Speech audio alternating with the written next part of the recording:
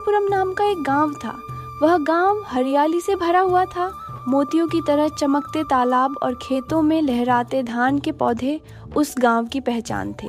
दिन में वहां बच्चों की हंसी, बड़ों की बातें गूंजती थीं, लेकिन रात ढलते ही पूरे गांव पर एक रहस्यमय सन्नाटा छा जाता था और उस सन्नाटे के पीछे छुपा था एक भय। गांव की सीमा पर जमींदार राघव राव की एक पुरानी हवेली थी। एक दिन वे उस हवेली को रामू नाम के एक अनजान व्यक्ति को किराए पर दे देते हैं। रामू वहां अकेले रहता था, किसी से ज्यादा बात नहीं करता, न ही गांव में घुलता मिलता। गांव वाले उसके बारे में बातें करते रहते थे। कौन है ये आदमी? किसी से ठीक से बोलता भी नहीं, दिन में थोड़ी देर खेतों के पास घूमता है और रात होते ही दरवाजा बंद करके अंदर गुम हो जाता है। यही उसकी जिंदगी है। मुझे तो लगता है ये कोई आम इंसान नहीं है। अकेले रहता है लेकिन हमेशा सतर्क नजर आता है। एक दिन किसी ने कहा, पता है, कल रात में हवेली के पास से गुजर रहा था। अंदर कुछ चमकती रोशनी दिखी। आसपास कोई नहीं था, पर अंदर कोई हलचल थी।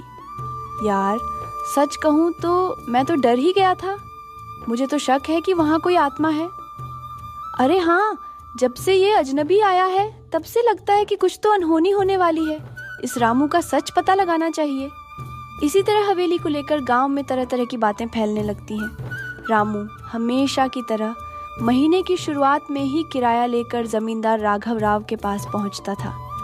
जमींदार लकड़ी की कुर्सी पर बैठकर कॉफी पीते रहते और रामू नोटों की गड्डी उनके हाथ में देकर कहता, नमस्ते साहब, ये इस महीने का किराया है। सोचा पहले ही दे दूं, आपको खर्चे तो रहते होंगे। राघव राव मुस्कुराते हुए कहते, रामू, तुम्हारी यही बात मुझे पसंद है। हर महीने वक्त से पहले किराया दे जाते हो। औरों को तो आखिरी दिन भी याद नहीं रहता। आजकल तुम्हारे जैसे भरोसेमंद लोग कहाँ मिलते हैं। रामू सिर झुकाकर जवाब देता, ये मेरा कर्तव्य है साहब, मैं यहाँ 1 साल और रहूँगा। आपने जो भरोसा मुझ पर किया है उसे निभाना मेरा फर्ज है। तुम्हारी बातों में एक गरिमा है रामू, जमींदार कहते। काश इस गांव के बाकी लोग भी तुम्हारे जैसे होते। लेकिन ये बताओ, तुम्हारी हवेली में हमेशा कुछ अजीब सा सुनाई देता है। कुछ आवाज़ें, कुछ हरकतें, फिर भी वहाँ एक अजीब सी शांति है जो मुझे अच्छी लगने लगी है। लगता है शायद वही मेरा आखिरी बसेरा होगा। शायद। रामू धीरे से मुस्कुराता है। हर इंसान के दिल में एक रहस्य होता है साहब, उसे सबके सामने खोलने में पूरी जिंदगी लग जाती है। इतना कहकर रामू चुपचाप वहां से चला जाता है। उस रात राघव राव देर तक चुपचाप बैठे रहते हैं। रामू की बातों में जो गहराई थी वह समझ से बाहर थी। एक और महीना गुजर गया। एक दिन जमींदार सोचते हैं, रामू तो हर महीने वक्त से पहले किराया दे देता था, इस बार अब तक आया ही नहीं। क्या हुआ उसे? वे तुरंत अपने 2 नौकरों को बुलाते हैं। तुम दोनों जाओ और देखो रामू कहाँ है। जरूरत पड़ी तो दरवाजा तोड़ देना। इतने दिन हो गए, कोई खबर नहीं है। दोनों नौकर हवेली पर पहुंचते हैं। दरवाजा अंदर से बंद था।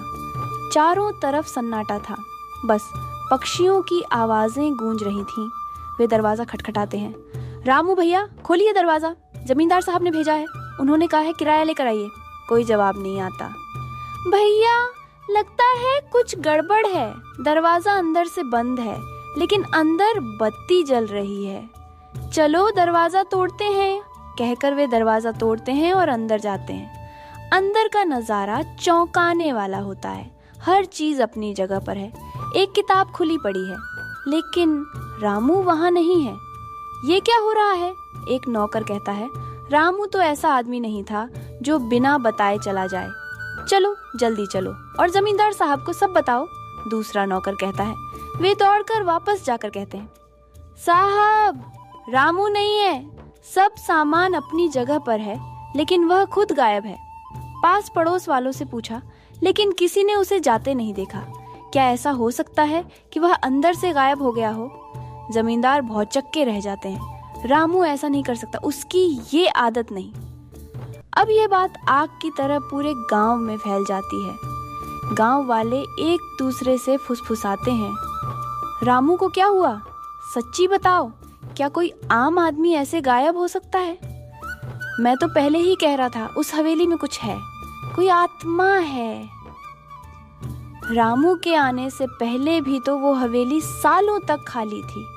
सब कहते थे वहां कोई भूत है। अरे मैं तो खुद एक दिन खिड़की से एक परछाई देखी थी, मेरा तो दिल ही धड़क गया था। मैं तो गांव के छोर पर रहता हूँ।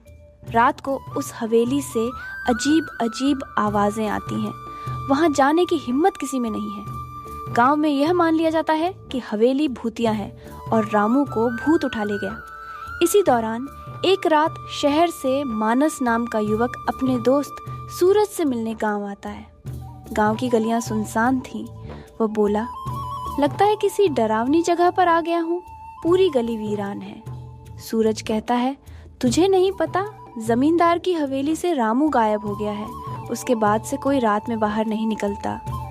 ये कैसे हो सकता है? मानस हैरानी से पूछता है।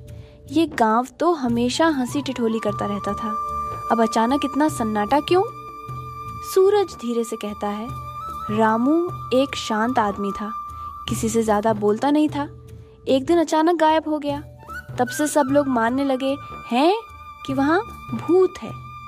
मानस हंसता है, इस जमाने में भी भूत? क्या बात कर रहे हो यार, हमें यकीन है मानस। सूरज कहता है, तू चाहे हंसे, लेकिन गांव वाले मानते हैं कि हवेली में आत्मा है। ठीक है, मानस गंभीर हो जाता है। फिर हमें ये भ्रम तोड़ना होगा। अगर कोई साबित कर दे कि वहां कुछ नहीं है तो लोग डरना बंद कर देंगे। तो फिर चलो, सूरज उत्साह से कहता है। तेरा क्या प्लान है? पहले तो इस आत्मा की कहानी को हम विज्ञान से नापेंगे, मानस जवाब देता है। अगले दिन गांव में एक अजीब सा आदमी आता है, लंबे बाल, काली शर्ट, बड़ी रुद्राक्ष माला। उसका नाम था सत्यानंद। वह असल में मानस का मामा था, लेकिन गांव वालों को वह एक महान तांत्रिक के रूप में पेश किया जाता है। मानस सबको इकट्ठा कर कहता है, ये हैं सत्यानंद जी, इन्होंने हिमालय में तप किया है, ये आत्माओं की आवाज़ सुन सकते हैं, ये ही उस हवेली से भूत को बाहर निकालेंगे। अगले दिन शाम को पूरा गांव हवेली के सामने इकट्ठा हो जाता है। सत्यानंद एक आसन पर बैठते हैं। उनके सामने एक बड़ी कांच की बोतल, केला, तेल और एक मंत्रों की किताब रखी जाती है। वह गंभीरता से बोलते हैं, यहाँ एक पीड़ित आत्मा है, मैं इसे इस बोतल में बंद करके दूसरे लोक में भेज दूंगा। वे मंत्र पढ़ना शुरू करते हैं, एयुम भूतेशाय नमः, एयुम शांते नमः। वे तेल में केले का सिरा डुबोते हैं। बोतल के नीचे आग लगाई जाती है। गर्मी और दबाव से केला धीरे धीरे अंदर खिसकने लगता है। अब मैं इसे बंद करके पानी में बहा दूंगा, अब कोई डरने की जरूरत नहीं है। गांव वाले खुश होकर ताली बजाते हैं। आपने हमें बचा लिया बाबा, अब हमारा गांव फिर से शांत हो जाएगा, हम सदा आपके आनी रहेंगे। अगले दिन मानस हंसते हुए सत्यानंद से कहता है, मामा अब मुझे समझ में आया, बोतल को जब गर्म किया जाता है तो वह फैलती है और फिर ठंडी होने पर सिकुड़ जाती है। उस दबाव से केला अंदर चला जाता है। सत्यानंद मुस्कराते हैं। तू समझदार है मानस, यही मैं लोगों को समझाना चाहता था।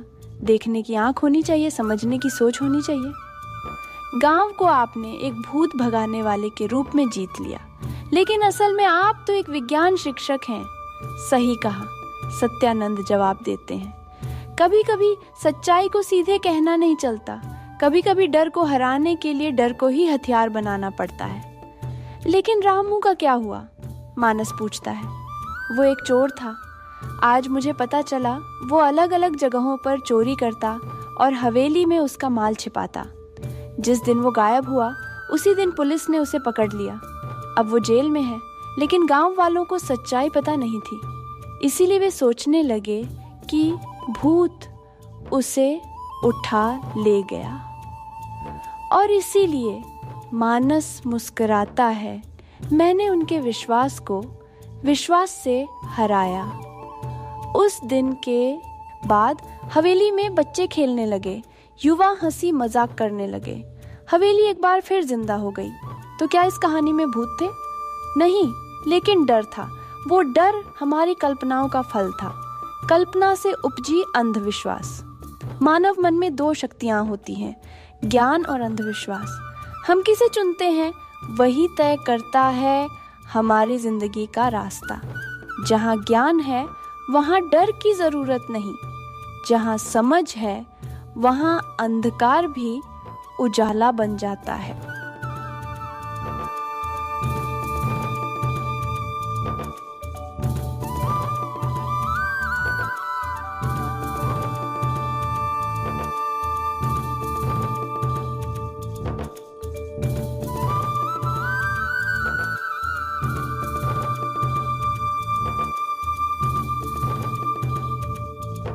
एक राज्य था जिसका नाम था क्रांतिपुरम।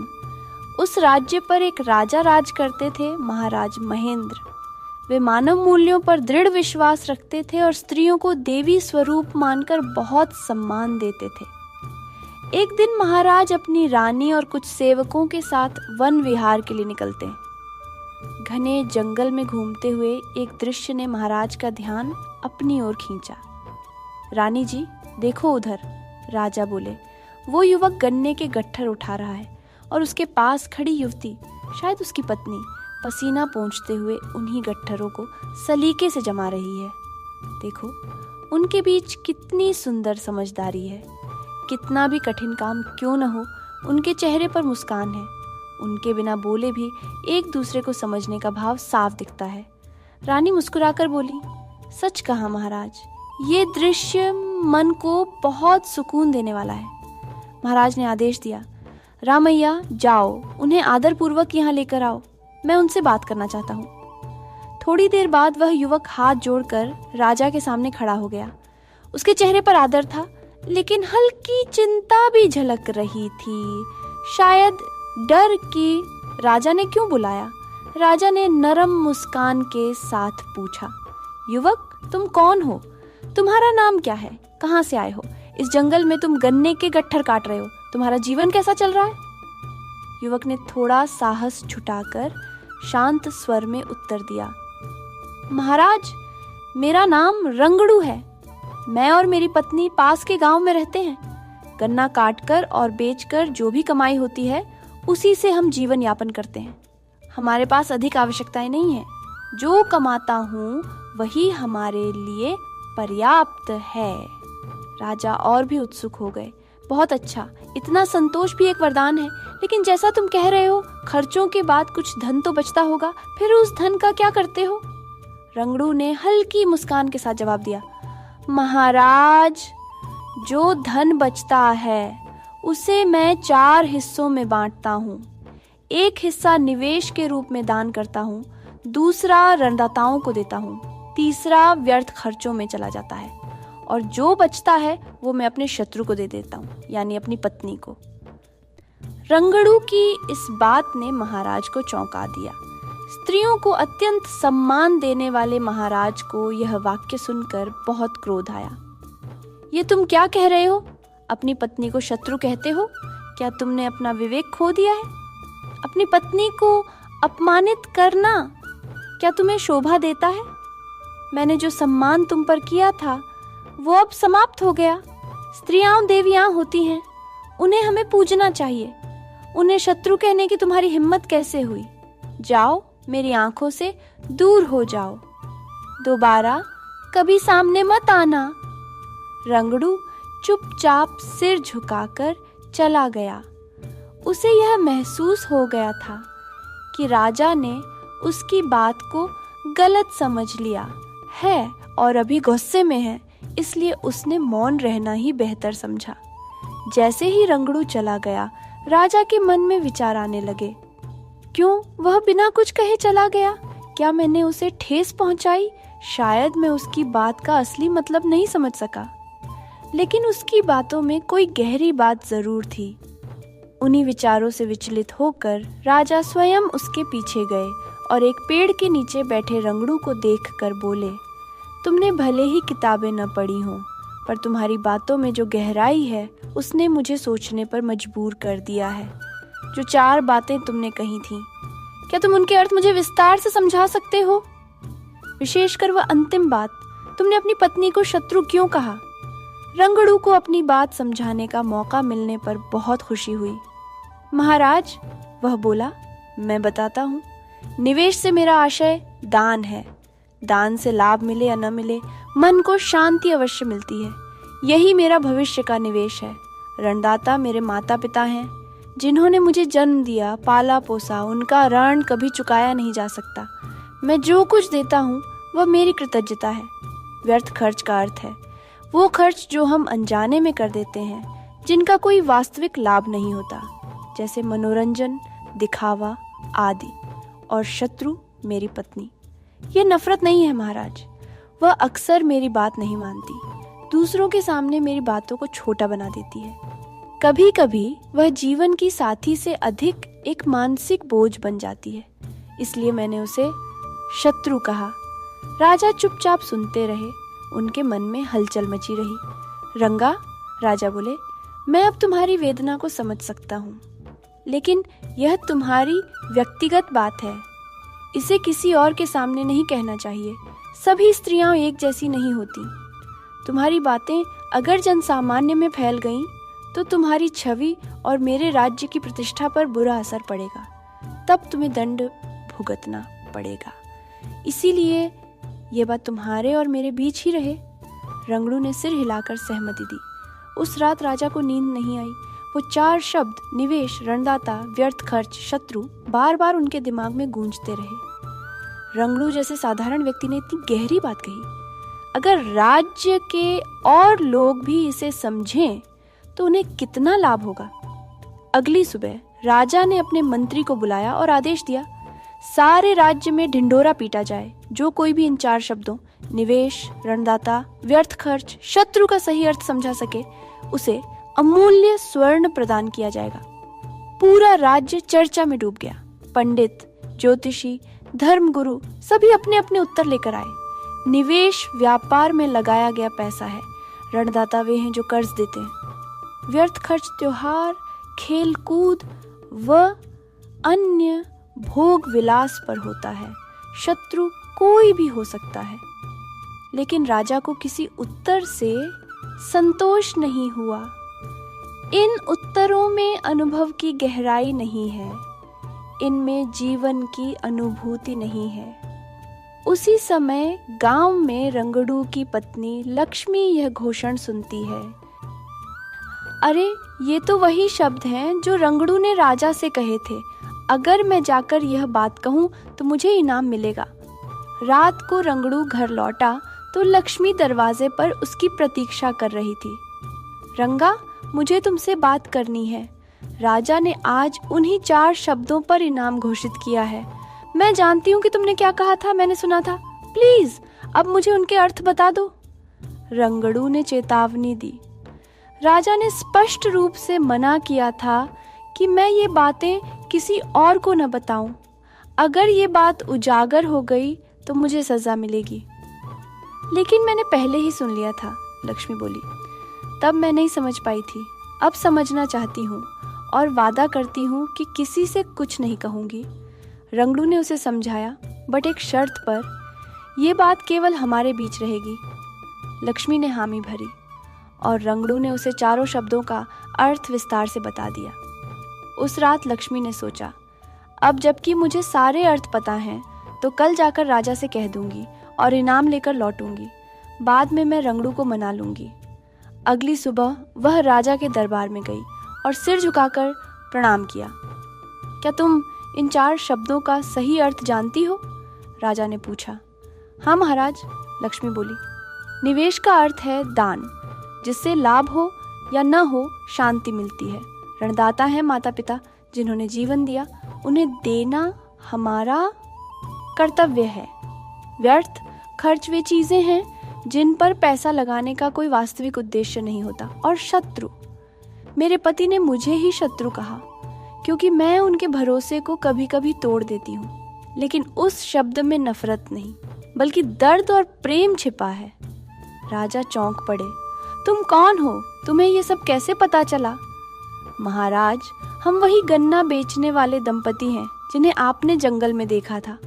ये सारे शब्द मेरे पति रंगड़ू के हैं, मैंने बस उन्हें दोहराया है। राजा के चेहरे पर शांति छा गई। तुमने बहुत सुंदर उत्तर दिए।